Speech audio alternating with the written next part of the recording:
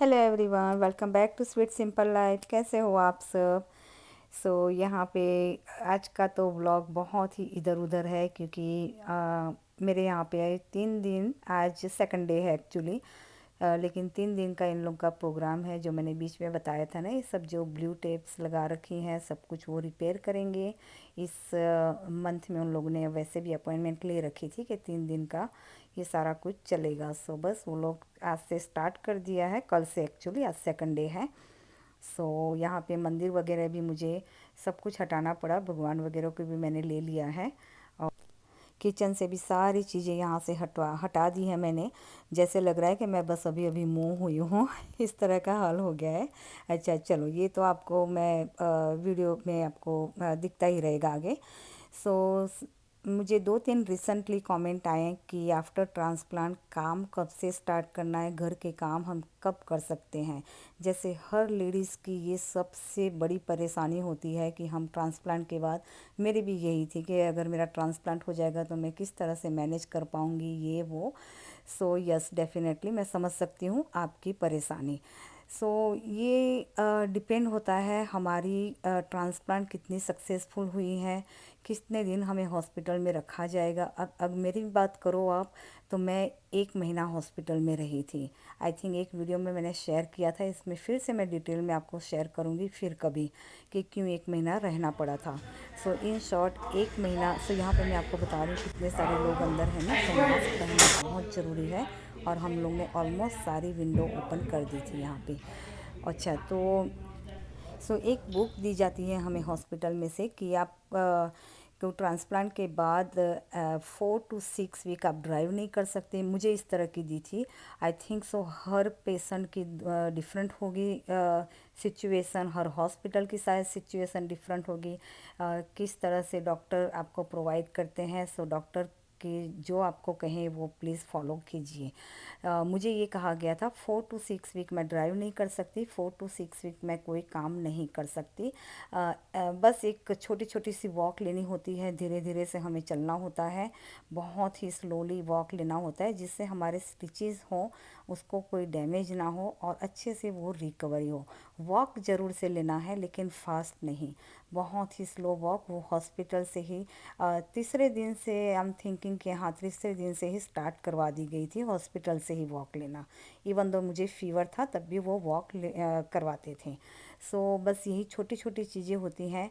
अच्छा, जब हम हमारे किचन में ये होता है ना कि भाई देखो, यहाँ अमेरिकन में इतना ज़्यादा काम का प्रेशर घर के काम का नहीं होता है। डेफिनेटली होता है इनको भी बाहर के कामों का, जॉब्स वगैरह में, लेकिन घर में इतना नहीं होता जितना हम इंडियन किचन्स में होते हैं।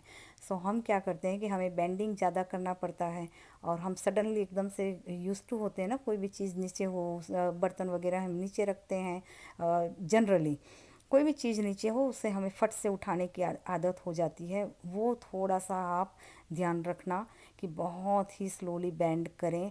First 6 month at least, first 6 week तो आप बहुत ही बिल्कुल भी ना करें ऐसे समझ लो। और उसके बाद धीरे धीरे धीरे कैजुअली आप स्लोली बेंड अपने आप को स्टार्ट कीजिए, जिससे आपकी किडनी, जो न्यू किडनी है ना, उस पर स्ट्रेंथ बिल्कुल भी ना हो। आपकी स्टिचेस जब तक ना खुले तब तक तो बिल्कुल भी बेंड नहीं होना है आपको। ये चीज़ें ध्यान रखनी है। मैंने 6 वीक में ड्राइविंग स्टार्ट कर दी थी। रीज़न ये था कि हम लोग का नया नया बिज़नेस था, जैसे मैंने पहले भी कहा था। और मेरी किडनी ट्रांसप्लांट के समय हम लोग ने एम्प्लॉय रखे थे, उससे पहले भी था, उसमें था, उस पहले फर्स्ट बिजनेस में था, सेकंड में नहीं था। मुझे एम्प्लॉय, वो नए नए इंडिया से आए थे सब लड़के लोग, वो ड्राइविंग नहीं कर रहे थे। पिकअप ड्रॉप अप करना होता था मुझे। 6 वीक के बाद मैंने अपने आप को थोड़ा बहुत पुश करके किया था। 6 वीक तक एक्चुअली तो नॉर्मल हो ही जाता है। बस यहाँ पे मैंने ब्रेकफास्ट बहुत ही सिंपल ग्रीट्स, एंड लंच में क्या कहते हैं वो दही वाले रोटी बना दी थी, क्योंकि इतने सारे लोग अंदर हैं तो मैं कुछ इस तरह की चीज़ नहीं बना सकती थी आज। बस वही शो करी, और एक एक तरफ मैंने दही भी रख दिया है पॉट में। यस, काम हैवी वाला नहीं करना है, लेकिन काम ज़रूरी करना है। धीरे धीरे से करिए, आपसे जितना हो सकता है। लाइक इधर से उधर कुछ चीज़ें रखना, खड़े खड़े खाना बनाना। ऑफ कोर्स आप वो सारे काम मैंने किए थे। अगर ये डिपेंड होती है आपकी कंडीशन किस तरह की है आफ्टर ट्रांसप्लांट। मैंने जैसे कहा 1 महीने तो मैं हॉस्पिटल में ही थी, सो अच्छी खासी मेरी कवरिंग वहीं पे हो गई थी ट्रांसप्लांट के बाद। सो उसके बाद मैं घर पे आई थी तो थोड़ी वीकनेस तो डेफिनेटली थी, लेकिन मैंने अपने आप को पुश करके थोड़ा बहुत मेरा क्या बोलते हैं मूवमेंट रखी थी। और टॉप ऑफ दैट मेरी मम्मी भी थी। सो घर काम में मुझे इतना हार्ड नहीं पड़ा था, ट्रांसप्लांट के बाद नहीं पड़ा था।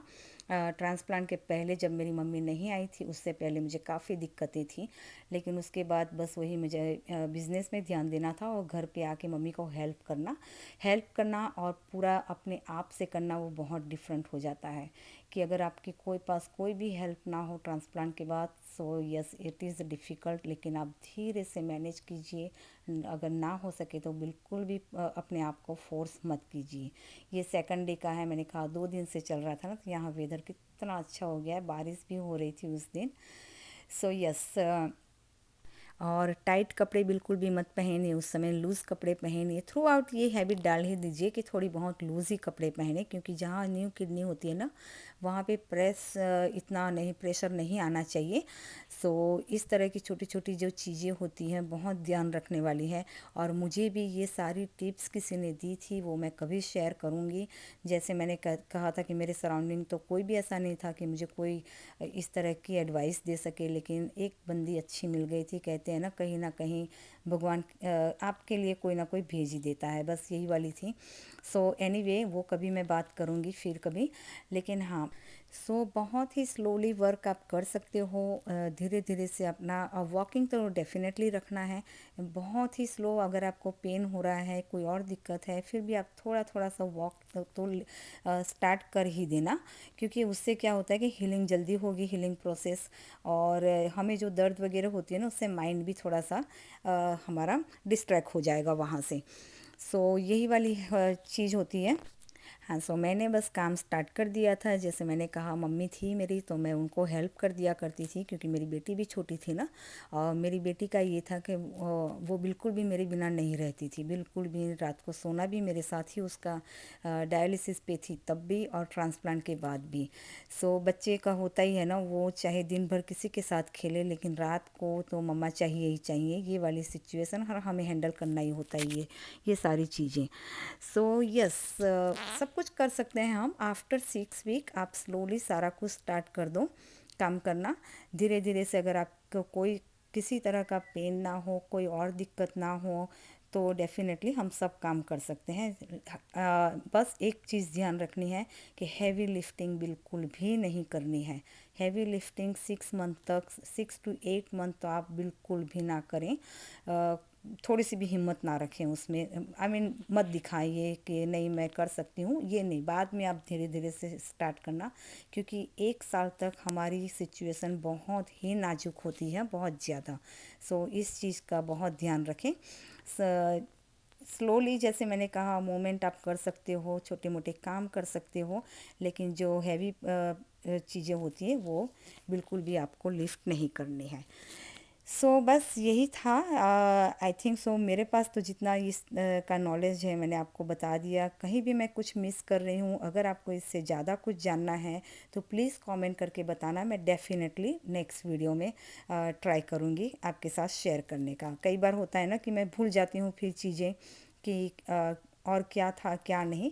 अगर आप मुझे थोड़ा सा हिंट दे दोगे तो मैं डेफ़िनेटली, फिर वो याद आ जाता है ये चीज़ें ना, कि हाँ ये भी था ये भी था, ये वाली बात हो जाती है। सो यस, डेफ़िनेटली आप मुझे कमेंट करना, मैं आपको इसके बारे में बताऊंगी। मैं समझ सकती हूँ ये एक बहुत ही नाजुक चीज़ है और इसके क्वेश्चन दिमाग में आते ही हैं।